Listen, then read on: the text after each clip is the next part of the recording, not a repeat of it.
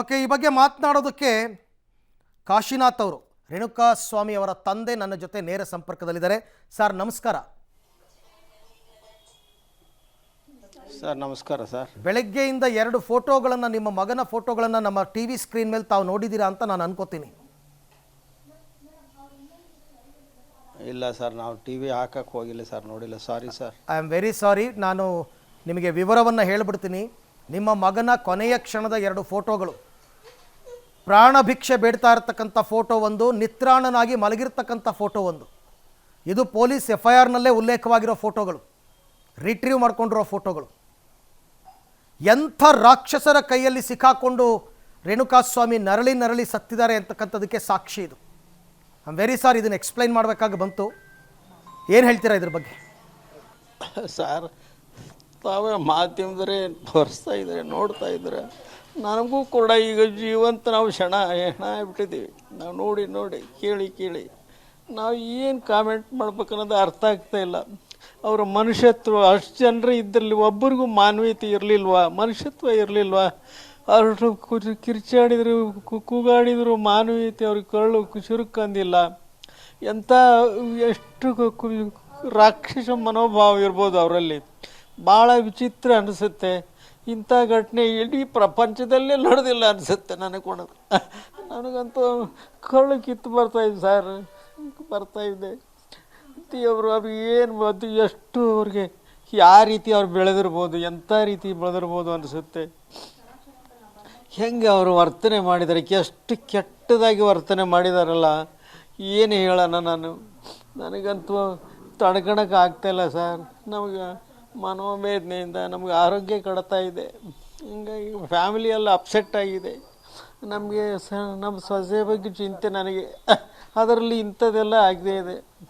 ದಯಮಾಡಿ ಕಷ್ಟ ಆಗುತ್ತೆ ಸರ್. ನನಗೇನು ಹೇಳೋಕ್ಕೆ ಆಗ್ತಾಯಿಲ್ಲ. ತಾವು ಮಾಧ್ಯಮದಲ್ಲಿ ಅದ್ರ ಬಗ್ಗೆ ವಿಸ್ತಾರ ಎಲ್ಲ ಮಾಡ್ತಾಯಿದ್ದೀರಿ, ತಮಗೆ ಧನ್ಯವಾದಗಳು. ಆದರೆ ಆ ಪಾಪಿಗಳಿಗೆ ಯಾವ ರೀತಿ ಶಿಕ್ಷೆ ಕೊಡಬೇಕು ಅನ್ನೋದು ಸರ್ಕಾರ ನ್ಯಾಯಾಂಗ ತೀರ್ಮಾನ ಮಾಡಬೇಕು. ಅವರಿಗೆ ಮನುಷ್ಯನ ನೋವು ಅವರಿಗೂ ಆಗಬೇಕು, ಆವಾಗಲೇ ಗೊತ್ತಾಗುತ್ತೆ ಅನಿಸುತ್ತೆ ಆ ನೋವು. ನನಗೇನು ಹೇಳೋಕ್ಕಾಗ್ತಿಲ್ಲ ಸರ್, ದಯಮಾಡಿ ಕ್ಷಮ ಮಾಡಿರಿ. ಅಲ್ಲ, ಈ ಫೋಟೋಗಳನ್ನು ತೋರಿಸಿ ನಿಮ್ಮ ದುಃಖವನ್ನು ಮತ್ತಷ್ಟು ಜಾಸ್ತಿ ಮಾಡಬೇಕು ಅನ್ನೋ ಉದ್ದೇಶ ನಮ್ಮದಲ್ಲ. ನಮ್ಮ ಉದ್ದೇಶ ಇರ್ತಕ್ಕಂಥದ್ದು ಆ ಗ್ಯಾಂಗ್ನ ಕ್ರೂರತೆ ಹೇಗಿತ್ತು ಅಂತ ರಾಜ್ಯದ ಜನ ನೋಡಬೇಕು. ನ್ಯಾಯಾಂಗ ವ್ಯವಸ್ಥೆಯಲ್ಲಿ ನಂಬಿಕೆ ಇಡಬೇಕು ಜನ. ಆ ಕ್ರೂರತೆಗೆ, ಅವರು ಕೊಟ್ಟ ಹಿಂಸೆಗೆ ಶಿಕ್ಷೆಯನ್ನು ಅವರು ಅನುಭವಿಸ್ಬೇಕಲ್ವಾ? ಆ ಉದ್ದೇಶದಿಂದ ಈ ರೀತಿ ನಾವು ಅದನ್ನು ತೋರಿಸ್ತಾ ಇರ್ತಕ್ಕಂಥದ್ದು ಅಷ್ಟೇ. ನಿಜ ಸರ್. ಇದರಿಂದಲಾದರೂ ಜನ ಅವ್ರಿಗೇನು ಅಭಿಮಾನಿ ಏನಂತಾರಲ್ಲ, ಅವರಾದ್ರೂ ಅರ್ಥ ಮಾಡ್ಕೊಳ್ಳಿ. ಅವರಾದ್ರೂ ಅರ್ಥ ಮಾಡ್ಕೊಳ್ಬೇಕಂತ ನಾ ಕ್ರಮ ಕೈ ಮುಗಿದು ಕೇಳ್ಕೊತೀನಿ ಅಭಿಮಾನಿಗಳಲ್ಲಿ. ಆಯಿತು, ಸ್ವಲ್ಪ ಸಮಾಧಾನ ಮಾಡ್ಕೊಳ್ಳಿ. 3 ತಿಂಗಳಿಂದನೂ ಕೂಡ ನೀವು ಕಷ್ಟಪಡ್ತಾ ಇದ್ದಾರೆ. ನಂಗೆ ಅರ್ಥ ಆಗುತ್ತೆ ನಿಮ್ಮ ಮನೆ ಪರಿಸ್ಥಿತಿ ಕಾಶಿನಾಥ್ ಅವರೇ. ಆದರೆ ವೆರಿ ಅನ್ಫಾರ್ಚುನೇಟ್. ನನಗಂತೂ ಇದೆಲ್ಲ ನೋಡಿಬಿಟ್ಟು ನಮಗಳಿಗೆ ಮನಸ್ಸಿಗೆ ಅಷ್ಟು ದುಃಖ ಆಗುತ್ತೆ ಅಂದರೆ ನಿಮಗಳಿಗೆ ಹೇಗಾಗಬೇಕು ಅಂತ ಒಂದೊಂದು ಸರ್ತಿ ಅನಿಸುತ್ತೆ. ಕಾಶಿನಾಥ್ ಅವರೇ, ಈ 14-17 ಜನ ಏನಿದ್ದಾರೆ, ನಮಸ್ಕಾರ ಸರ್, ಇವರು ಬಂದಿರತಕ್ಕಂಥ ಸಂಸ್ಕೃತಿ ನನಗೆ ಅನುಮಾನವನ್ನು ಮೂಡಿಸುತ್ತೆ. ಯಾರಾದರೂ ಈ ಥರ ಇಷ್ಟು ರಾಕ್ಷಸೀಯ ರೀತಿಯಲ್ಲಿ ಹೊಡಿತಾರೆ ಅಂತಂದರೆ ಇವರು ಅದು ಯಾವ ಥರ ಇವರೆಲ್ಲ ಬೆಳೆದು ಬಂದಿರೋದು ಅಂತ ಏನು ಹೇಳ್ಬೇಕು ಸರ್. ನನಗಂತೂ ತಾವು ಮಾಧ್ಯಮದವರೇ ಅದನ್ನು ವಿಶ್ಲೇಷಣೆ ಮಾಡ್ತಾ ಇದ್ದೀರಿ. ಅದೇ ಸಾಕ್ಷಿ, ವಿಶ್ಲೇಷಣೆ ಸಾಕ್ಷಿ ಸರ್. ನನಗೇನೋ ಮಾತು ಬರ್ತಾ ಇಲ್ಲ, ಯಾವುದು ಹೊಳಿತಾ ಇಲ್ಲ, ತಲೆ ದಿಗ್ಭ್ರಾಂತವಾಗಿದೆ. ನನಗೆ ಸಣ್ಣ ಎದೆನೂ ಶುರು ಆಗಿದೆ. ಅದರಿಂದ ನಾನು ಮಾತಾಡೋ ಸ್ಟೇಜ್ನಲ್ಲಿಲ್ಲ ಸರ್. ಅಲ್ಲ, ನಿಮ್ಮ ಆರೋಗ್ಯ ಬಹಳ ಮುಖ್ಯ ಕಾಶಿನಾಥ್ ಅವರೇ. ಮಾಡಿ ಕ್ಷಮ ಮಾಡ್ರಿ. ಎದೆ ನೋವು ಅಂತೆಲ್ಲ ಹೇಳ್ತಾ ಇದ್ದೀರಾ, ಬಟ್ ಐ ಆಮ್ ಸಾರಿ. ನಿಮ್ಮನ್ನು ಈ ಪರಿಸ್ಥಿತಿನಲ್ಲಿ ನಾನು ಮಾತನಾಡಿಸ್ತಾ ಇರ್ತಕ್ಕಂಥದ್ದು ಉದ್ದೇಶ ಇಷ್ಟೇ. ಇದೊಂದು ಪಾಠ ಆಗಬೇಕು ರಾಜ್ಯದ ಜನರಿಗೆ. ಇದೊಂದು ಪಾಠ ಕಲಿಬೇಕು ಎಲ್ಲರೂ ಕೂಡ. ಮಗನನ್ನು ಕಳ್ಕೊಂಡ ತಂದೆ ತಾಯಿಯ ನೋವು ಏನು ಅಂತಕ್ಕಂಥದ್ದು ಎಲ್ರಿಗೂ ಗೊತ್ತಾಗಬೇಕು. ಇತ್ತೀಚೆಗೆ ಈ ಕ್ರೈಮ್ ಅನ್ನೋದು ಜಾಸ್ತಿ ಆಗ್ತಾ ಇದೆ, ರೌಡಿಸಮ್ ಅನ್ನೋದು ಜಾಸ್ತಿ ಆಗ್ತಿದೆ. ಅದಕ್ಕೋಸ್ಕರ ನಿಮ್ಮನ್ನು ನಾನು ಮಾತನಾಡಿಸ್ತಾ ಇರೋದು ಕಾಶಿನಾಥ್ ಅವರೇ.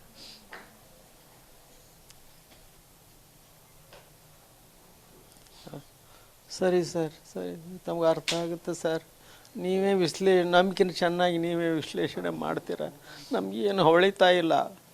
ಆ ಪಾಪಿಗಳಿಗೆ ಏನು ಹೇಳಬೇಕು, ಯಾವ ರೀತಿ ಇದು ಮಾಡಬೇಕು. ಕರ್ನಾಟಕ ಇಡೀ ಭಾರತ ಜನತೆ ನೋಡ್ತಾ ಇದೆ, ತಾವೆಲ್ಲ ತೋರಿಸ್ತೀರಿ ಎಲ್ಲ ಮಾಧ್ಯಮದವರು. ಅವ್ರು ಏನು ಮಾಡಬೇಕು, ಯಾವ ರೀತಿ ಮಾಡಬೇಕು, ಏನು ಹೇಳೋ ನನಗೆ ಅರ್ಥ ಆಗ್ತಾ ಇಲ್ಲ. ದಯಮಾಡಿ ಕ್ಷಮೆ ಮಾಡಿರಿ. ನನಗೆ ಮಾತಾಡೋಕ್ಕೂ ಆಗ್ತಿಲ್ಲ, ಏನು ಹೊಳಿತಾನೆ ಇಲ್ಲ, ಎಲ್ಲ ಬ್ಲ್ಯಾಂಕ್ ಆಗಿಬಿಟ್ಟಿದೆ. ಚಾರ್ಜ್ ಶೀಟ್ ಹಾಕಿದ್ದಾರೆ ನಿನ್ನೆ, ನಿಮಗೆ ಗೊತ್ತಾಗಿರ್ಬೇಕು, ನಿಮ್ಮ ಗಮನಕ್ಕೆ ಬಂದಿರಬೇಕು. ಬಂದಿದೆ ಸರ್, ಬಂದಿದೆ. ಆದ್ರೆ ಅದ್ರ ಪ್ರತಿ ಗೊತ್ತಿಲ್ಲ ನಮಗೆ ಏನಂತ ಡೀಟೇಲ್ ನಮ್ಮ ಮಾಧ್ಯಮದ ಮುಖಾಂತರ ಗೊತ್ತಾಗ್ತಾ ಇದೆ. ಅಲ್ಲ, ಅದಿನ್ನೂ ತನಿಖಾಧಿಕಾರಿಗಳಿಗೆ ಫೋನ್ ಮಾಡಿದ್ವಿ. ಅವ್ರು ಇನ್ನೂ 8 ದಿವಸ ಬಿಟ್ಟು ಬರ್ರಿ ಇದ್ದಾರೆ. ಇನ್ನೂ ನಿಮಗೆ ಯಾವುದು ಸರಿ ಇದಾಗಲ್ಲ, 8 ದಿವಸದ ಮೇಲೆ ಕಾಂಟ್ಯಾಕ್ಟ್ ಮಾಡಿರಿ ಅಂದಿದ್ದಾರೆ. ಹಾಂ, ಅಲ್ಲ, ಅದು ಇನ್ನೂ ಪಬ್ಲಿಕ್ ಡೊಮೈನಿಗೆ ಬರಬೇಕು, ವಿವರ ಎಲ್ಲ ಗೊತ್ತಾಗಬೇಕು ಅಂತಂದರೆ. ಬಟ್ ಪೊಲೀಸರು ಈ 3 ತಿಂಗಳಲ್ಲಿ ನಡೆಸಿರ್ತಕ್ಕಂಥ ತನಿಖೆ ಅದೆಲ್ಲದ್ರ ಬಗ್ಗೆ ನಿಮಗೆ ಸಮಾಧಾನ ಇದೆಯಾ? ಭಾಳ ಸಮಾಧಾನ ಇದೆ ಸರ್. ಪ್ರಾಮಾಣಿಕ ಮಾಡಿದ್ದಾರೆ. ಪೊಲೀಸ್ ಅಧಿಕಾರಿಗಳು ಎಷ್ಟು ನಮಸ್ಕಾರ ಹೇಳಿದ್ರು ನಾನು ಕಡಿಮೆ ಮಾಡಿದೆ. ಯಾಕಂದರೆ ಇಂಥದ್ರಲ್ಲಿ ಅವರು ಪ್ರಬಲರು, ಅವರೆಲ್ಲ ಹಣಕಾಸು ಅಧಿಕಾರ ಎಲ್ಲ ಇದ್ದಾರೆ. ಅದನ್ನೆಲ್ಲ ಮೀರಿ ಪೊಲೀಸ್ ಅಧಿಕಾರಿಗಳು ಇದೆಲ್ಲ ಹೊರಗೆ ತಂದಿದ್ದಾರೆ. ಅದಕ್ಕೆ ಮತ್ತು ನ್ಯಾಯಾಂಗಕ್ಕೆ ನಾನು ಅಗದಿ ಋಣನುಕ್ತನಾಗಿರ್ತೀನಿ ಅಂತ ನಾನು ಅತ್ಯಂತ ಶಿರವಾಗಿ ಅವ್ರಿಗೆ ನಮಸ್ಕಾರ ಹೇಳ್ತೀನಿ ಸರ್. ಅವ್ರು ಪ್ರಾಮಾಣಿಕವಾಗಿ ಮಾಡಿದ್ದಾರೆ. ಇದು ಪೊಲೀಸ್ ಖಾತೆಗೆ ಭಾಳ ಕೀರ್ತಿ ತಂದಿದೆ ಅನಿಸುತ್ತೆ ಈ ವಿಷಯ ಪೊಲೀಸ್ ಇಲಾಖೆಗೆ. ನಿಜ. ಆದರೆ ಒಂದು ದುರಂತ ಚಂದನ್ ಅವರೆಲ್ಲ, ಗಿರೀಶ್, ದಯಾನಂದ್ ಅವರು ಭಾಳ ಪ್ರಾಮಾಣಿಕವಾಗಿ ಮಾಡಿದ್ದಾರೆ. ಇದರಲ್ಲಿ ಅವರಿಗೆ ನಾವು ಎಷ್ಟು ಧನ್ಯವಾದ ಹೇಳಿದ್ರೂ ಕಡಿಮೆನೇ. ಹೌದೌದು, ಪೊಲೀಸ್ ಇಲಾಖೆ ಅವರ ವಿಚಾರದಲ್ಲಂತೂ ಈ ಪ್ರಕರಣದಲ್ಲಿ ಪರ್ಟಿಕ್ಯುಲರ್ ಆಗಿ ಬಹಳ ಬಹಳ ಎಫರ್ಟ್ ಹಾಕಿ ಕೆಲಸ ಮಾಡಿದ್ದಾರೆ. ತುಂಬ 3 ತಿಂಗಳಲ್ಲಿ 1 ನಿಮಿಷ ವೇಸ್ಟ್ ಆಗೋದಕ್ಕೆ ಬಿಟ್ಟಿಲ್ಲ, ಅಷ್ಟರ ಮಟ್ಟಿಗೆ ತನಿಖೆ ಮಾಡಿದ್ದಾರೆ. ಹೌದು ಸರ್, ಹೌದು ಸರ್. ಅವರು ಸ್ವಂತ ದುಡ್ಡು ಖರ್ಚು ಇಟ್ಕೊಂಡು ಓಡಾಡಿ ಮಾಡಿದ್ದಾರೆ ಅಂತ ಗೊತ್ತಾಗಿದೆ ನಮಗೆ.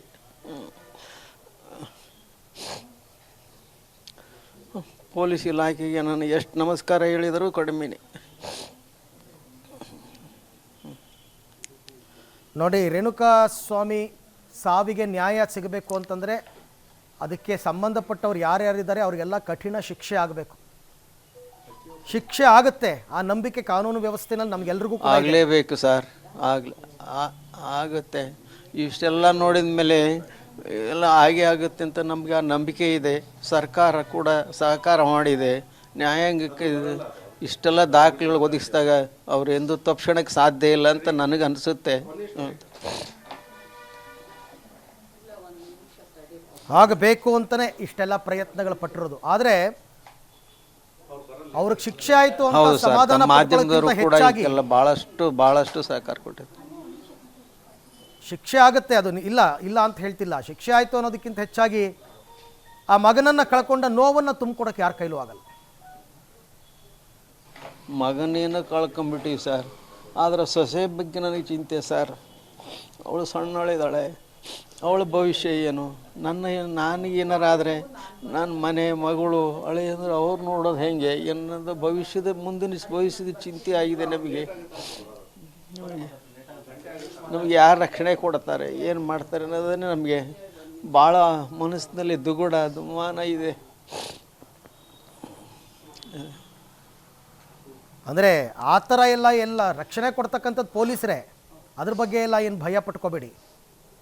ಪೊಲೀಸರೇ ರಕ್ಷಣೆ, ನಿಮಗೆ ಸರ್ಕಾರನೇ ರಕ್ಷಣೆ.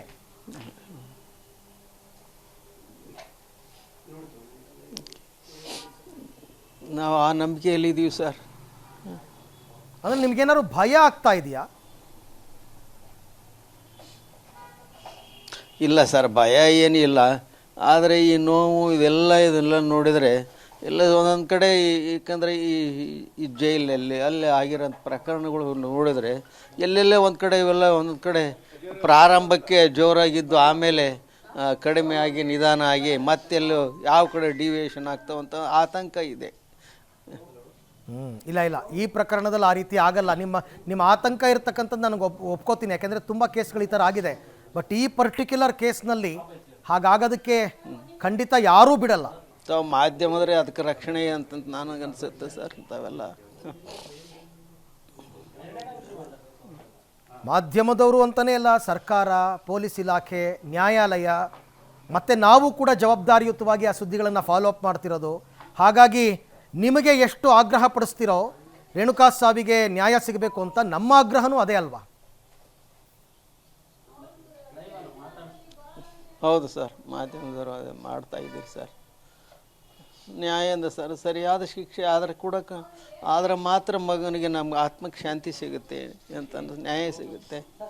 ಅವನಿಗೆ ಆತ್ಮಕ್ಕೆ ಶಾಂತಿ ಸಿಗ್ಬೇಕು. ಅಷ್ಟು ಒದ್ದಾಡಿದ್ದಾನೆ, ಒದ್ದಾಡಿದ್ದಾನೆ, ಅಪಮೃತ್ಯು ಆಗಿದೆ. ಏನು ನಮಗೆಲ್ಲ ಮತ್ತು ಭಾಳ ಹಿಂಸೆ ಆಗ್ತಾಯಿದೆ ಮನೆಯಲ್ಲಿ. ಎಲ್ಲೋ ಆಕ್ಸಿಡೆಂಟಾಗಿ ಸತ್ತು ಹೋಗಿದ್ರೆ ಒಂಥರ ಆಗೋದು. ಇದು ಈ ರೀತಿ ಚಿತ್ರಹಿಂಸೆ ಕೊಟ್ಟು ನರಳಿ ಸತ್ತು ಹೋಗಿದ್ದಾನೆ. ಅವ್ರಿಗೆ ಆ ಶಾಪ ಸಟ್ತಾ ಇರುತ್ತಾ ಎಲ್ಲರೂ ಉಂಟೆ?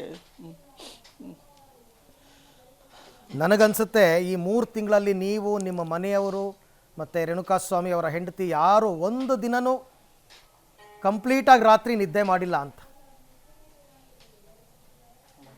ಇಲ್ಲ ಸರ್, ಖಂಡಿತ ಇಲ್ಲ ಸರ್.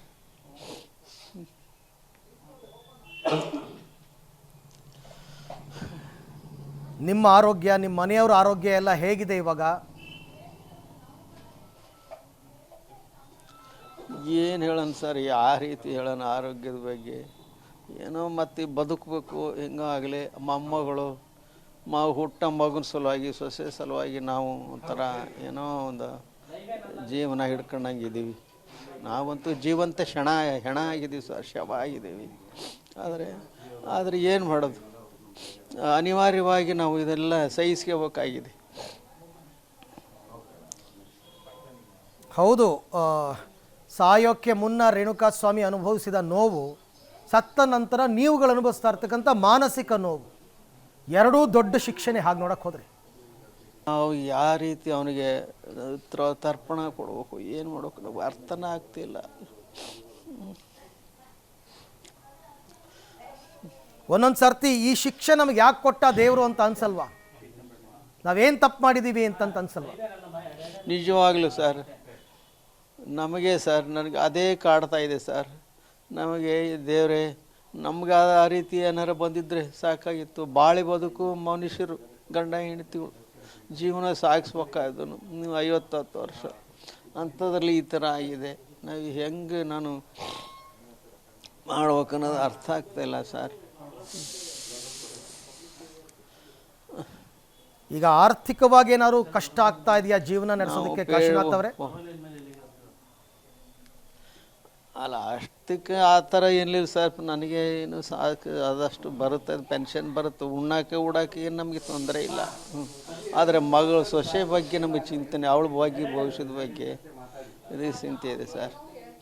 ನಮಗೆ ಆರ್ಥಿಕ ಅಂದರೆ ಅಂಥ ಏನು ವಿಚಿತ್ರವಾದ ತೊಂದರೆ ಇದೆ, ಇಲ್ಲ ಅಂತಲ್ಲ. ಈಗ ನಮ್ಮ ತಾಯಿಗೆ 98 ವರ್ಷ, ದಿನ ಬೆಳಗಾದ್ರೆ ಅವ್ರಿಗೆ ಟ್ರೀಟ್ಮೆಂಟ್, ಅವ್ರಿಗೆ ದಿನ 1000 ರೂಪಾಯಿ ಅವ್ರಿಗೆ ಟ್ರೀಟ್ಮೆಂಟಿಗೆ ಹೋಗ್ತಾ ಇದೆ. ಅವರಿಗೆ ನಮ್ಮ 98 ವರ್ಷದ ತಾಯಿಗೆ ಬೆಡ್ ಸೋರ್ ಆಗಿದೆ. ಅವ್ರಿಗೆ ಆವಾಗ ಜ್ವರ ಬರ್ತಾಯಿದೆ, ಆ್ಯಂಟಿಬಯೋಟಿಕ್ ಕೊಡಿಸ್ತೀವಿ.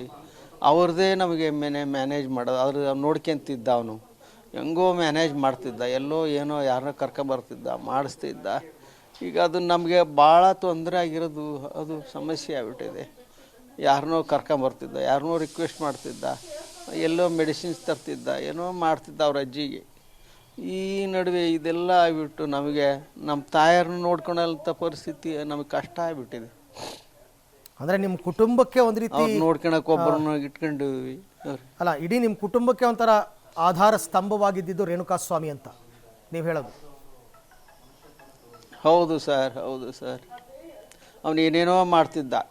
ಅವನು ಅಪೋಲೋ ಫಾರ್ಮಸಿ ಜೊತೆಗೆ DTP ಮಾಡ್ತಿದ್ದ, ಸ್ವಲ್ಪ ಕಂಪ್ಯೂಟರ್ ಹಾರ್ಡ್ವೇರ್ ಏನೋ ಮಾಡ್ತಿದ್ದ, ಯಾರೋ ಸಣ್ಣ ಪುಟ್ಟ ರಿಪೇರಿ ಮಾಡ್ಕೊಂಬರ್ತಿದ್ದ. ಅದರಿಂದ ಎಷ್ಟೋ ದುಡಿತಿದ್ದ, ಸಣ್ಣ ಪುಟ್ಟ ವಾರದ ರಜದಲ್ಲಿ, ಬಿಡುವಿನ ವೇಳೆಯಲ್ಲಿ ಅವೆಲ್ಲ ಮಾಡ್ತಾಯಿದ್ದ. ನಮಗೆ ಭಾಳ ಆರ್ಥಿಕವಾಗಿ ಭಾಳಷ್ಟು ಅವನು ಬೆಂಬಲ ನೀಡ್ತಾ ಇದ್ದ. ಆದರೆ ಈಗೆಲ್ಲ ಕಳ್ಕೊಂಬಿಟ್ಟಿದ್ದೀವಿ. ಇವತ್ತಿಗೂ ಈ ಕ್ಷಣಕ್ಕೂ ಕಾಶಿನಾಥ್ ಅವರೇ ರೇಣುಕಾಸ್ವಾಮಿ ಆ ಥರ ಎಲ್ಲ ಮಾಡಿದ್ದ, ಏನೋ ಮೆಸೇಜ್ ಕಳಿಸಿದ್ದ, ಫೋಟೋ ಕಳಿಸಿದ್ದ ಅಂತ ಸುದ್ದಿಗಳನ್ನ ಹೇಳಬೇಕಾದ್ರೆ ನಿಮ್ಮ ಮನಸ್ಸು ಇವತ್ತಿಗೂ ಕೂಡ ಇಲ್ಲ ಅವನು ಅಂಥವನಲ್ಲ ಅಂತಲೇ ಅನ್ಸುತ್ತಲ್ಲ? ನಿಜವಾಗ್ಲೂ ಸರ್ ನಮ್ಗೆ ಎಂದೂ ಕಂಡಿಲ್ಲ ಸರ್. ನಾನು ಅವನಿಗೆ 31-32 ವರ್ಷದಲ್ಲಿ ನಾವು ಎಂದೂ ನಾವು ನೋಡಿಲ್ಲ. ನಮಗೇನು ಯಾವುದೇ ರೀತಿ ಆ ರೀತಿ ಇರಲಿಲ್ಲ. ಮನೆಗೆ ಬಂದಾಗ ಕೂಡ ಅದು ಹೆಂಡ್ತಿ ಮಕ್ಕಳು ತಂದೆ ತಾಯಿ ಬಗ್ಗೆ ಡಿಪಾರ್ಟ್ಮೆಂಟ್ ಬಗ್ಗೆ ಮಾತ್ರ ನಮಗೆಲ್ಲ ಹೇಳ್ತಾ ಇದ್ದ. ದಿನದ ಬೆಳವಣಿಗೆ, ದಿನ ಟಾರ್ಗೆಟ್ ಹಿಂಗಿದೆ ಹಂಗಿದೆ. ನಮಗೆ ಡಿಪಾರ್ಟ್ಮೆಂಟ್ ಅವ್ರಿಗೆ ಇನ್ಚಾರ್ಜ್ ಮಾಡಿದ ಮೇಲೆ ಅಂತೂ ಅವ್ರಿಗೆ ಇನ್ಚಾರ್ಜ್ ಮಾಡಿ ಹಾಕಿದ್ರು ಬೇರೆ ಒಂದು ಸೆಕ್ಷನ್ಗೆ. ಅಲ್ಲಿಂದ ಭಾಳ ಜವಾಬ್ದಾರಿಯುತವಾಗಿ ನಡ್ಕೊಂತಿದ್ದ. ಡಿಪಾರ್ಟ್ಮೆಂಟ್ ಬಗ್ಗೆ ಅವ್ರ ಫಾರ್ಮಸಿ ಬಗ್ಗೆ ಪದೇ ಪದೇ ಹೇಳ್ತಾ ಇದ್ದ. ಆದರೆ ಇದು ನನಗೆ ನಿಜವಾಗ್ಲೂ ದಿಗ್ಭ್ರಮೆ ಆಗಿದೆ. ಅದು ಒಂದು ಸಣ್ಣ ಒಂದು ನಮಗೆ ಕ್ಲೂ ಕೊಟ್ಟಿದ್ರು ಕೂಡ ಅದು ಏನು ಬೇಕಾದರೂ ಮಾಡ್ಬೋದಾಗಿತ್ತು. ಅಲ್ಲ, ಬೇಡ, ಒಂದು ವೇಳೆ ತಪ್ಪು ಮಾಡಿದ್ದ ಅಂತಲೇ ಅನ್ಕೊಳ್ಳೋಣ. ಪೊಲೀಸ್ ಕಂಪ್ಲೇಂಟ್ ಕೊಟ್ಟು ಪೊಲೀಸರ ಮುಖಾಂತರ ಅದನ್ನು ಎನ್ಕ್ವೈರಿ ಮಾಡಿಸಿದ್ರು ಕೂಡ ಪರಿಸ್ಥಿತಿ ತೀರಾ ಇಲ್ಲಿ ತನಕ ಬರ್ತಿರ್ಲಿಲ್ಲ ಅಲ್ವಾ? ಆ ಕೆಲಸ ಆದರೂ ಅವ್ರು ಮಾಡಬೇಕಾಗಿತ್ತು. ಹೌದು, ಖಂಡಿತವಾಗಿ ಸರ್. ನಾನು ಅದೇ ಹೇಳ್ತಾ ಇರೋದು. ಅದೇ ನಮಗಾದರೂ ಹೇಳ್ಬೋಯಿತ್ತು. ಅವರು ದೊಡ್ಡ ಮನುಷ್ಯರು. ಒಂದು ಪೊಲೀಸ್ PSI ಫೋನ್ ಮಾಡಿ ಹಿಂಗೆ ಮಾಡ್ತಾನೆ ನೋಡ್ರಿ ಈ ಹುಡುಗ ಅಂದಿದ್ರೆ ಅವ್ರು ಕರೆಸಿ ಏನೋ ಹೇಳಿ ಬುದ್ಧಿವಾದ ಹೇಳಿದರು ಅಥವಾ ಏನೋ ಒಂದು ಮಾಡ್ತಾಯಿದ್ರು. ಅಲ್ಲಿ ಮುಗಿದು ಹೋಗಿರೋದು. ಈಗ ಕೆಲವರು ಎಷ್ಟು ಜನ ಅನುಭವಿಸ್ಬೇಕು ಈ ಘಟನೆಯಿಂದ, ಎಷ್ಟು ಫ್ಯಾಮಿಲಿ ಅನುಭವಿಸ್ಬೇಕಾಗತ್ತೆ. ಕಾಶಿನಾಥ್ ಅವರೇ, ನಿಮಗೆ ಮತ್ತೊಂದು ಸರ್ತಿ ನೋವಾಗಿದೆ. ಅಲ್ಲ, ಮತ್ತೊಂದು ಸರ್ತಿ ನೀವು ಸಮಾಧಾನ ಮಾಡ್ಕೊಳ್ಳಿ ಅಂತ ಬಹಳ ಸುಲಭವಾಗಿ ನಾನು ಹೇಳ್ಬಿಡ್ತೀನಿ. ಆದರೆ ಮಗನನ್ನು ಕಳ್ಕೊಂಡ ನೋವು ನಿಮಗೆ, ನಿಮ್ಮ ಮನೆಯವರಿಗೆ, ಗಂಡನನ್ನು ಕಳ್ಕೊಂಡ ನೋವು ಅವ್ರ ಹೆಂಡತಿಗೆ ಅದು ಯಾವತ್ತಿದ್ರೂ ಕೂಡ ಕಡಿಮೆ ಆಗಲ್ಲ. ಅದು ನಮಗೆ ಅರ್ಥ ಆಗುತ್ತೆ. ನಿಮ್ಮ ಆರೋಗ್ಯದ ಕಡೆ ಗಮನ ಇಟ್ಕೊಳ್ಳಿ, ಆರೋಗ್ಯದ ಕಡೆ ಗಮನ ಹರಿಸಿ, ಸೊಸೆಯ ಭವಿಷ್ಯದ ಕಡೆ ಗಮನ ಹರಿಸಿ. ಥ್ಯಾಂಕ್ ಯು ನಮ್ಮ ಜೊತೆ ಇಲ್ಲಿ ತನಕ ಮಾತನಾಡಿದ್ದಕ್ಕೆ ಕಾಶಿನಾಥ್ ಅವರೇ. Thank you very much. ಮತ್ತಷ್ಟು ಅವ್ರನ್ನ ಡ್ರ್ಯಾಗ್ ಮಾಡಿ ಅವ್ರಿಗೆ ಮತ್ತಷ್ಟು ದುಃಖ ತುಂಬುವಂತಹ ಪ್ರಯತ್ನ ನಾವು ಮಾಡಬಾರ್ದು ಆ್ಯಕ್ಚುಲಿ. ಸೊ ಹಾಗಾಗಿ ಇವತ್ತೇನು ರೇಣುಕಾಸ್ವಾಮಿಯ 2 ಫೋಟೋಗಳು ರಿವೀಲ್ ಆಯಿತು, ಆ ರಿವೀಲ್ ಆದ ಫೋಟೋಗಳಲ್ಲಿ ಒಂದು ಕಡೆ ಡಿ ಗ್ಯಾಂಗ್ನ ಕ್ರೌರ್ಯತೆ ಆದರೆ, ಪಾಪ ಈ ನೋವನ್ನು ತಿಂದಂತಹ ಮಗನ ಪರಿಸ್ಥಿತಿಯನ್ನು ನೆನೆಸಿ ತಂದೆ ಏನು ಹೇಳ್ಬೋದು ಅಂತಕ್ಕಂಥ ಕುತೂಹಲಕ್ಕೆ ಅವ್ರನ್ನ ಇಷ್ಟೋ ತನಕ ನಾನು ಮಾತನಾಡಿಸ್ದೆ.